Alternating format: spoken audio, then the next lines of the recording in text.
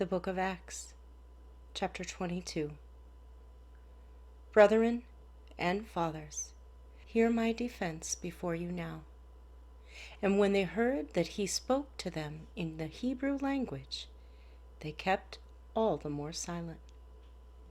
Then he said, I am indeed a Jew, born in Tarsus of Cilicia, but brought up in this city at the feet of Gamaliel, taught according to the strictness of our father's law, and was zealous toward God as you all are today. I persecuted this way to the death, binding and delivering into prisons both men and women, as also the high priest bears me witness, and all the council of the elders, from whom I also received letters to the brethren, and went to Damascus to bring in chains even those who were there to Jerusalem to be punished. Now it happened, as I journeyed and came near Damascus at about noon, suddenly a great light from heaven shone around me, and I fell to the ground and heard a voice saying to me, Saul, Saul, why are you persecuting me? So I answered, Who are you? And he said to me, I am Jesus of Nazareth, whom you are persecuting. And those who were with me indeed saw the light and were afraid, but they did not hear the voice of him who spoke to me. So I said, What shall I do, Lord?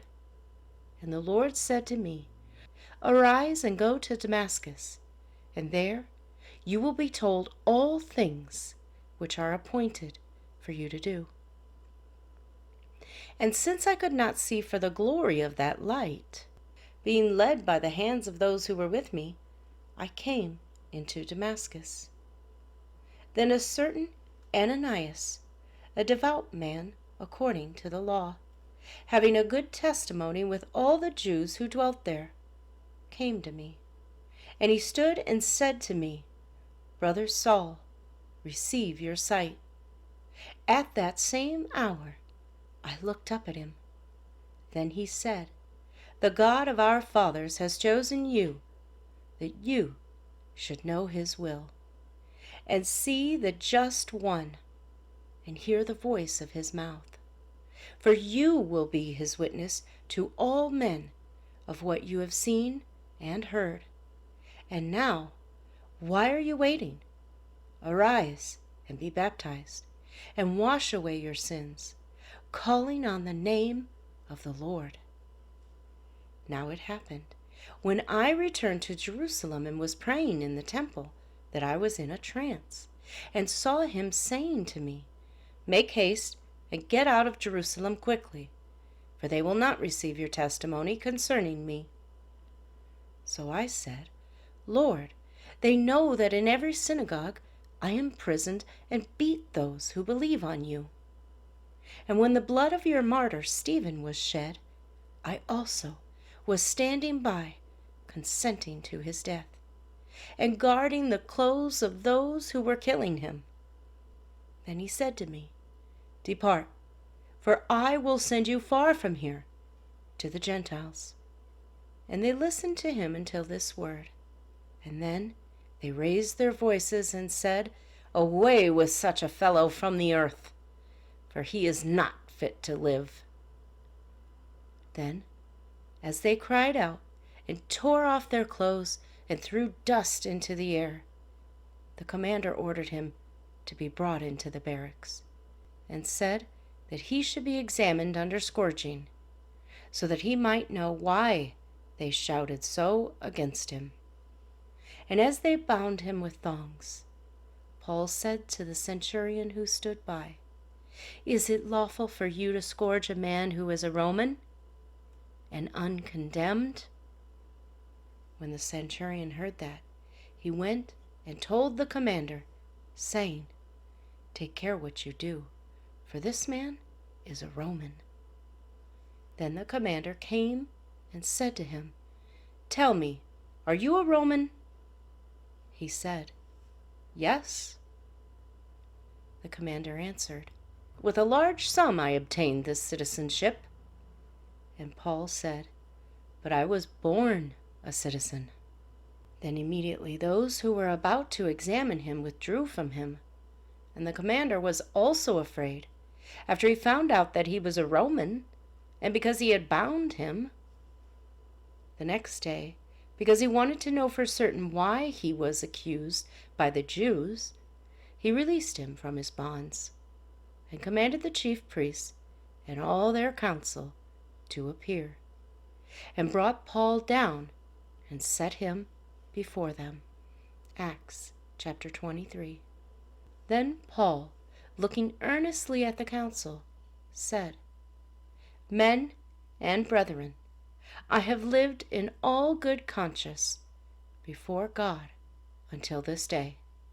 And the high priest Ananias commanded those who stood by him to strike him on the mouth. Then Paul said to him, "God will strike you, you whitewashed wall. For you sit to judge me according to the law. And do you command me to be struck contrary to the law?" And those who stood by said, "Do you revile God's high priest?" Then Paul said, "I did not know, brethren, that he was the high priest. For it is written, 'You shall not speak evil of a ruler of your people.'" But when Paul perceived that one part were Sadducees and the other Pharisees, he cried out in the council, "Men and brethren, I am a Pharisee, the son of a Pharisee. Concerning the hope and resurrection of the dead, I am being judged." And when he had said this, a dissension arose between the Pharisees and the Sadducees, and the assembly was divided. For Sadducees say that there is no resurrection, and no angel or spirit, but the Pharisees confess both. Then there arose a loud outcry, and the scribes of the Pharisees' party arose and protested, saying, "We find no evil in this man. But if a spirit or an angel has spoken to him, let us not fight against God." Now, when there arose a great dissension, the commander, fearing lest Paul might be pulled to pieces by them, commanded the soldiers to go down and take him by force among them, and bring him to the barracks. But the following night the Lord stood by him and said, "Be of good cheer, Paul, for as you have testified for me in Jerusalem, so you must also bear witness at Rome." And when it was day, some of the Jews banded together and bound themselves under an oath, saying that they would never eat nor drink till they had killed Paul. Now there were more than 40 who had formed this conspiracy. They came to the chief priests and elders and said, "We have bound ourselves under a great oath that we will eat nothing until we have killed Paul. Now you, therefore, together with the council, suggest to the commander that he be brought down to you tomorrow, as though you were going to make further inquiries concerning him. But we are ready to kill him before he comes near." So when Paul's sister's son heard of their ambush, he went and entered the barracks and told Paul. Then Paul called one of the centurions to him and said, "Take this young man to the commander, for he has something to tell him." So he took him and brought him to the commander and said, "Paul, the prisoner, called me to him and asked me to bring this young man to you. He has something to say to you." Then the commander took him by the hand, went aside, and asked privately, "What is it that you have to tell me?" And he said, "The Jews have agreed to ask that you bring Paul down to the council tomorrow, as though they were going to inquire more fully about him. But do not yield to them, for more than 40 of them lie in wait for him, men who have bound themselves by an oath that they will neither eat nor drink till they have killed him.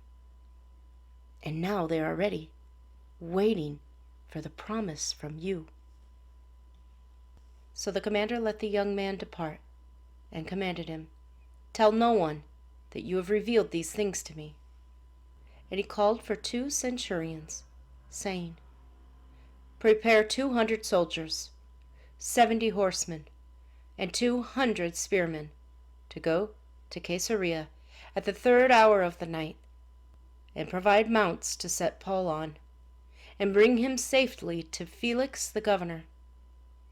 He wrote a letter in the following manner: "Claudius Lysias, to the most excellent governor Felix, greetings. This man was seized by the Jews and was about to be killed by them. Coming with the troops, I rescued him, having learned that he was a Roman. And when I wanted to know the reason they accused him, I brought him before their council. I found out that he was accused concerning questions of their law, but had nothing charged against him, deserving of death or chains. And when it was told to me that the Jews lay in wait for the man, I sent him immediately to you, and also commanded his accusers to state before you the charges against him. Farewell." Then the soldiers, as they were commanded, took Paul and brought him by night to Antipatris. The next day they left the horsemen to go on with him, and returned to the barracks. When they came to Caesarea, and had delivered the letter to the governor, they also presented Paul to him. And when the governor had read it, he asked what province he was from. And when he understood that he was from Cilicia, he said, "I will hear you when your accusers also have come." And he commanded him to be kept in Herod's praetorium.